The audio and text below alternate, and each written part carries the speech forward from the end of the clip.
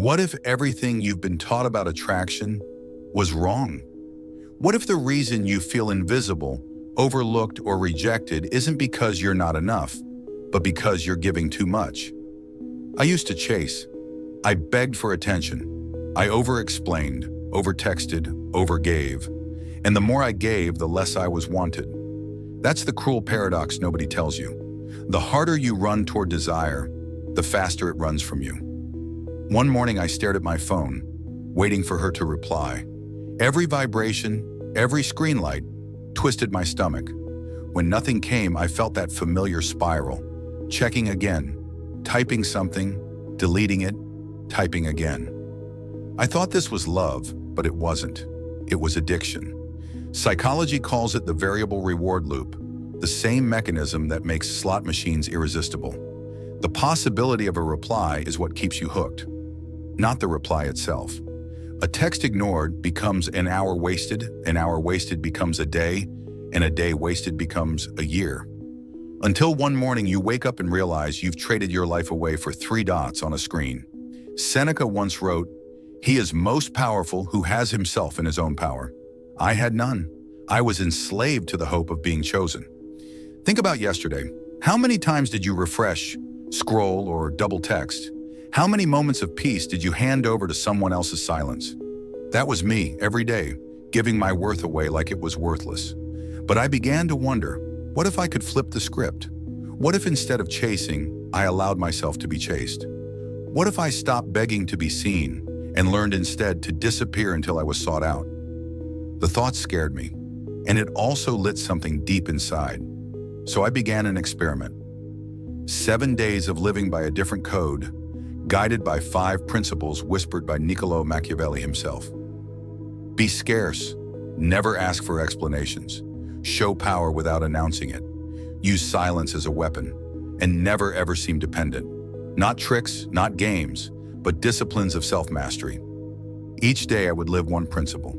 Each night I would write what happened. The rules felt cold, even cruel, but I was desperate. My old way of living had left me empty, powerless, invisible. If nothing else, this experiment would show me who I was without the crutch of chasing. But already I felt the withdrawal. My instincts screamed, "Reply now, explain yourself, don't lose her." To resist felt like tearing flesh from bone, and yet beneath the panic, a whisper, "He who masters himself becomes the one who is desired." Day 1 began with scarcity. Normally I would reply instantly, sometimes within seconds. But this time I waited. 10 minutes, 30, hours. Sometimes I didn't reply at all. The anxiety felt unbearable. My chest was tight, my mind racing. Every second of silence felt like death. I thought she would forget me, move on, replace me. Then her second message arrived. "Are you busy?" For the first time, she was chasing me. The shock was electric. I realized I had lived my whole life like an open book, always available, always accessible. But what is always available becomes invisible. Psychologists call it the scarcity heuristic. The brain values what is rare, a diamond, a vintage record, a fleeting sunset. We chase what we cannot have. What is abundant, we ignore. And I was abundant. My attention, my time, my presence, all handed out like cheap candy. By holding back, I created space, and in that space, desire was born. Think about the last time someone didn't reply right away. Did it make you care less or more? Scarcity doesn't kill desire, it ignites it. That night I wrote in my journal, "Desire is born not from closeness, but from distance." For the first time in years, I wasn't the one gasping for breath. She was. On the second day, she asked, "Why didn't you answer me earlier?" The old me would have panicked, rushing to prove I still cared, typing long excuses about work, stress, being busy. I would have begged with words, dressing up my fear of losing her as politeness. But this time, I took a breath. I typed only 3 words. I was occupied, and I left it there. No essay, no apology, no reassurance. The silence that followed was heavy.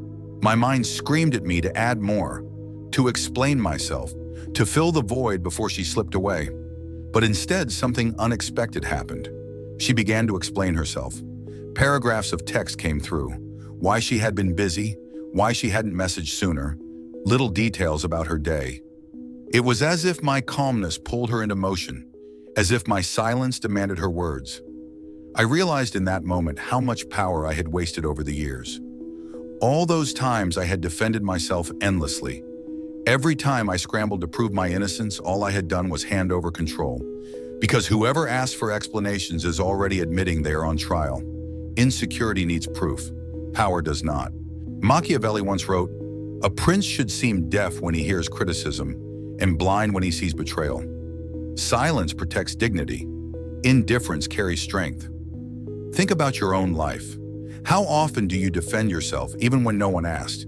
How often do you over-explain a simple decision as if your worth depended on their approval? What would happen if, just once, you said less instead of more? That night I wrote, "Power does not ask for permission. Power does not beg to be understood. It simply stands." On the third day, I tested a new principle, showing power without announcing it. I went to a gathering, and instead of trying to impress with stories or jokes, I stayed still.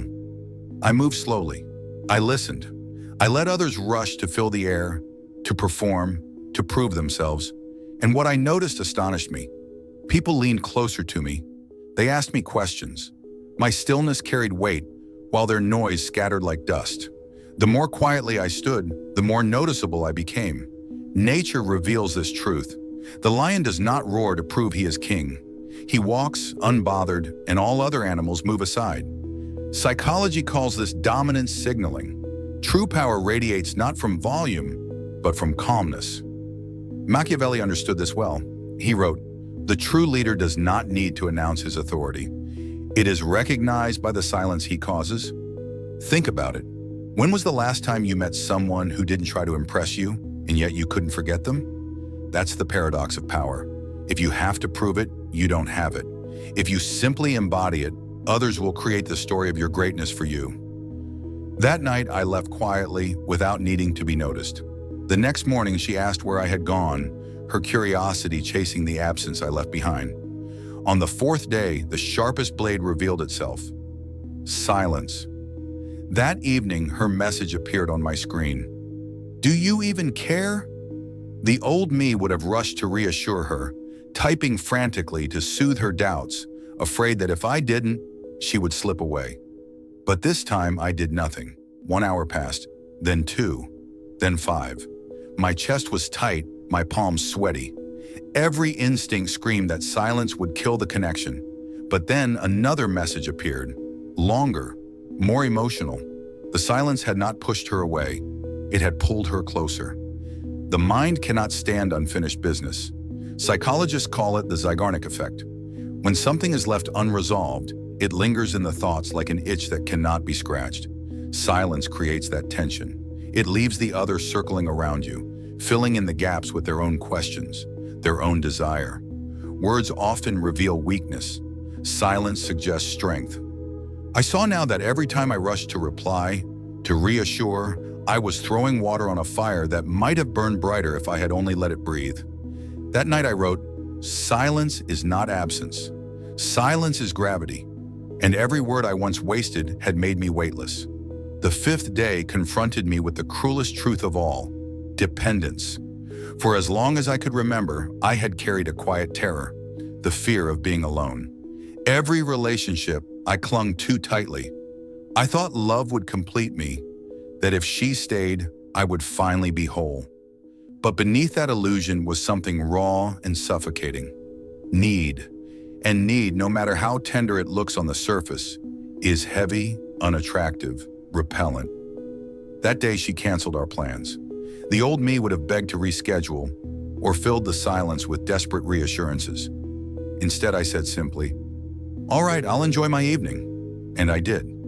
I went to the gym, cooked dinner, read a book. At first, my body protested, every nerve screaming that I was losing her. But slowly, I felt relief. I had chosen myself. And in the morning, she reached out first.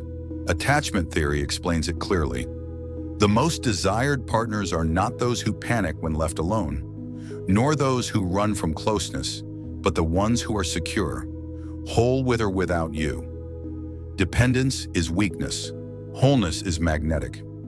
That night I wrote, need repels, wholeness attracts. By the 6th day, each rule had transformed from tactic to mirror. Scarcity showed me how cheaply I gave myself away.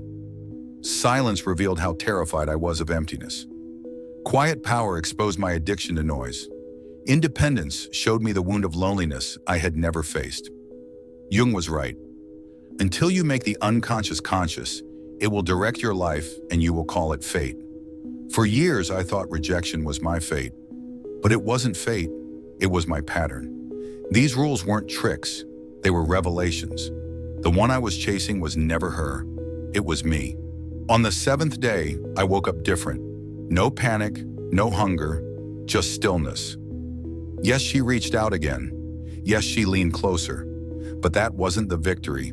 The victory was that I no longer needed her to. For the first time, my worth was not tied to someone else's reply.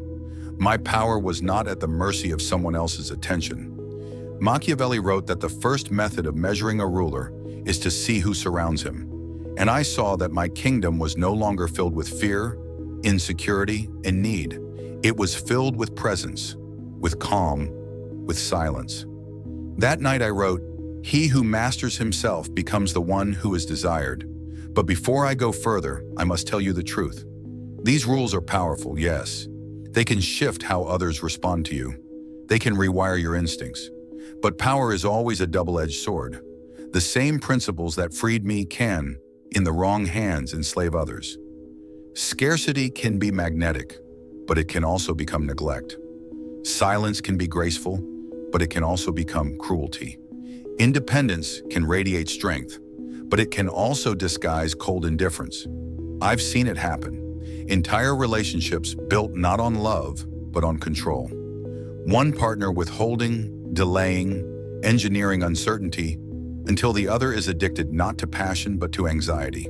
The human brain, caught in the loop of scarcity and unfinished business, confuses tension for desire. It begins to equate instability with love. But it isn't love. It's a trap, a cycle of hope and withdrawal, of reward and punishment. It can last for years and it leaves scars. That is why awareness matters. It's not enough to know how to use these tools. You must also recognize when they're being used on you. Ask yourself, do I feel smaller in this connection? Do I feel anxious more often than safe? Do I feel like I'm chasing scraps of attention instead of resting in warmth? If yes, then what you're experiencing is not love, it's manipulation. Machiavelli wrote for princes in an age of war and betrayal, but we live in a different world, one that demands more. Power without compassion rots the soul. Self-mastery without heart collapses into games. If you build your life on games, you may win attention, but you'll never win intimacy. You may be desired, but you'll never be loved. So ask yourself, why are you practicing these rules? To dominate or to reclaim yourself? To look powerful or to be peaceful? If you forget this, you will become the manipulator you once feared. But if you remember, these principles can be something else entirely. Not tools for control, but tools for truth. After the 7th day, I realized something. It wasn't enough to know these rules. Knowledge by itself is fragile. In the heat of fear or longing, knowledge dissolves and instinct takes over. And my instincts had always been to chase, to beg, to give myself away. If I wanted this transformation to last, I had to train it, to build muscle memory, not just understanding. Philosophy isn't meant to sit on a bookshelf. It is meant to be lived. It is not theory, it is training. And life itself is the weight room. Every urge, every silence, every moment of pressure is a rep. And so I walked into a new kind of gym, not made of iron, but of choices, not lined with mirrors, but with moments. The philosopher's gym. Here, every test becomes an exercise in self-mastery. The question is no longer, do I know this, but can I live it when it burns?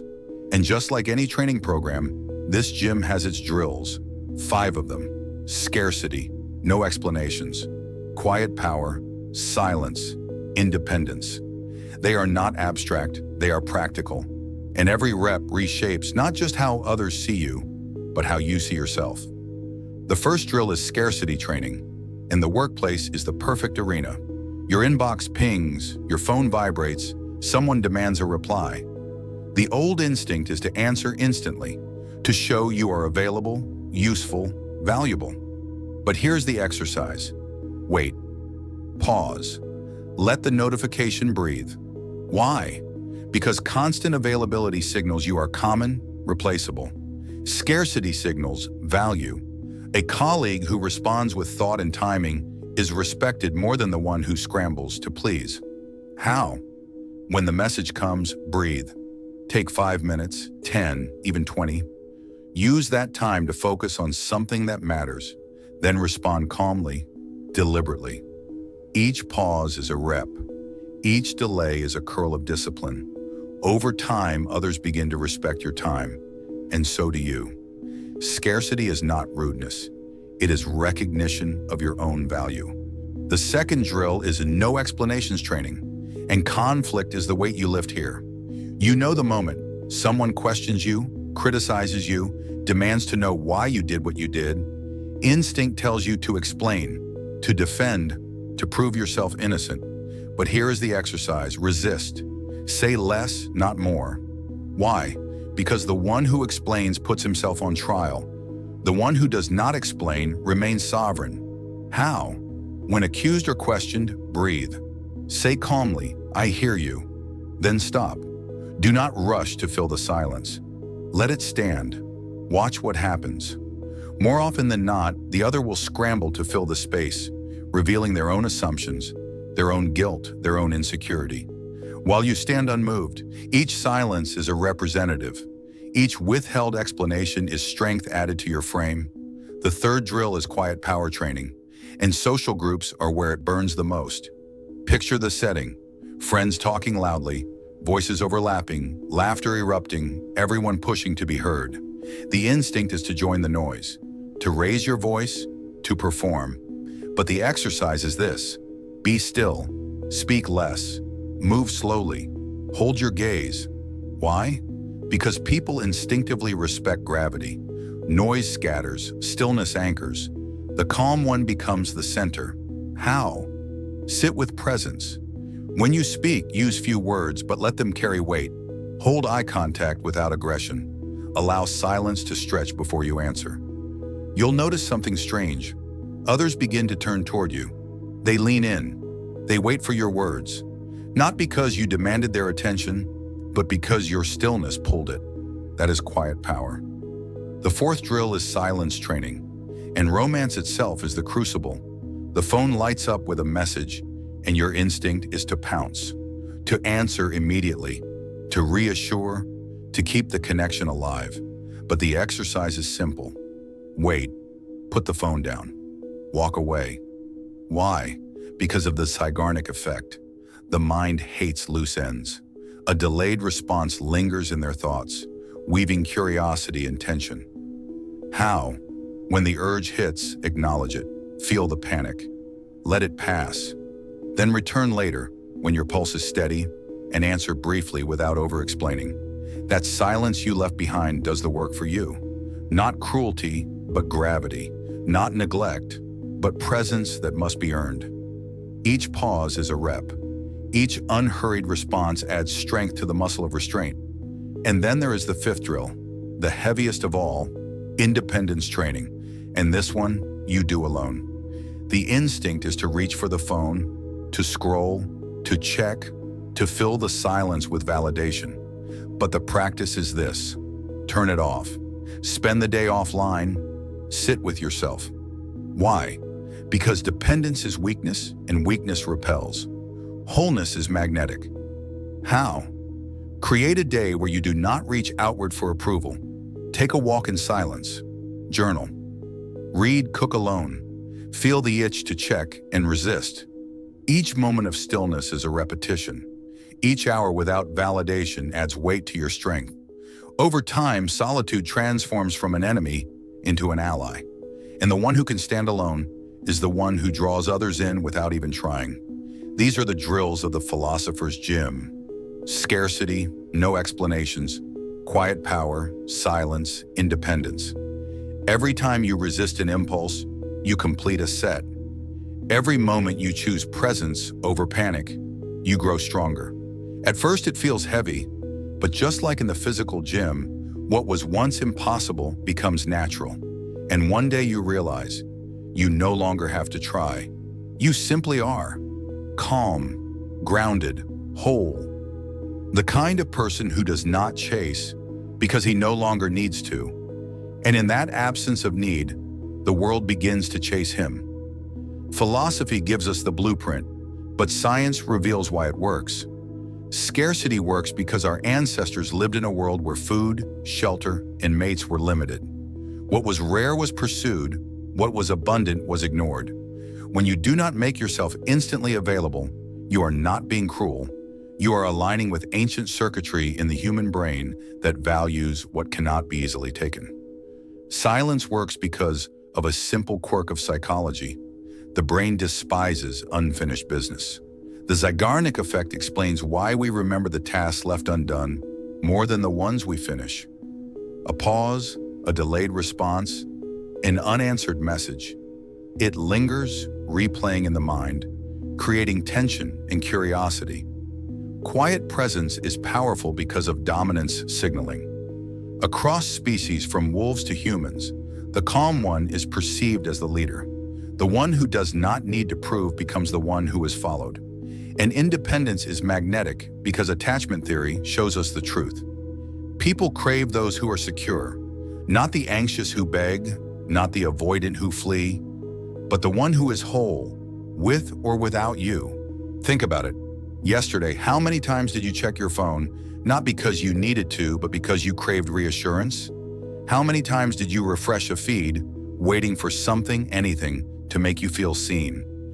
None of this makes you weak, it makes you human. You were built for this wiring, built to chase what's scarce, built to fear silence, built to hunger for approval. But wiring is not destiny. Just as a muscle can be retrained, so can your mind. And if left untrained, this wiring enslaves you. A text unanswered becomes a night ruined. A silence becomes a wound. A need becomes a chain.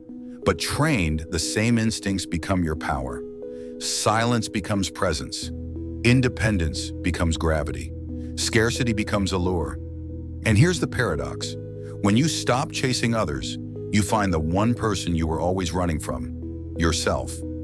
For years, I thought my fate was rejection. My curse was invisibility. But I see now that it wasn't fate at all. It was me. Every time I begged, I abandoned myself. Every time I over-explained, I disowned my own authority. Every time I clung, I loosened my own grip on wholeness. The experiment showed me the truth. The one I was chasing was never her. It was me. And when I stopped running, when I turned and faced myself, I found something waiting in the silence. Peace. The kind of peace that cannot be taken because it does not depend on anyone else's reply. The kind of peace that cannot be shaken because it is born from within. The kind of peace that does not beg to be loved because it already is. Imagine tomorrow you wake up and the craving is gone. You don't need the phone to light up. You don't need the approval to breathe. You don't need to be chosen to feel alive. Imagine walking into a room without performing, without seeking, without clinging. Imagine being free from the hunger to be wanted because you are already whole. That is what self-mastery feels like. Not control over others, but control over yourself. Not the art of seduction, but the art of presence. I began this journey asking, what would happen if I stopped chasing? Would I finally be desired? But the truth I uncovered was deeper. The goal was never to be desired. The goal was to be free. Free from addiction to attention. Free from the illusion that love is found in someone else's eyes. Free from the ghost of my own need. I thought I was haunted by rejection, but I was only haunted by absence. My own absence from myself. And so the experiment ends here, but the path does not. The 5 rules of Machiavelli: scarcity, no explanations, quiet power, silence, independence. They are not tricks. They are weights. They are exercises. They are the philosopher's gem. Lift them daily, and they will carve you into someone who no longer begs to be seen. Someone who no longer chases scraps. Someone who stands whole and unshakable. And in that stillness, something magical happens. You stop chasing, and the world begins to chase you. But remember, desire is only the beginning. Desire is the spark. The fire is something greater. Because the real test is not being desired. It is learning how to love without losing yourself. To open your heart while keeping your center. To give without becoming empty. That is the next journey. The next time your phone lights up with 3 dots, remember this. The chase was never about her reply. The chase was always about your own attention. Bring it back home. Choose yourself. And in that choice, you will find what cannot be taken. Your power, your presence, your peace. If this journey has spoken to you, subscribe to the Self-Mastery Movement. Together we will keep walking, from power to peace to love.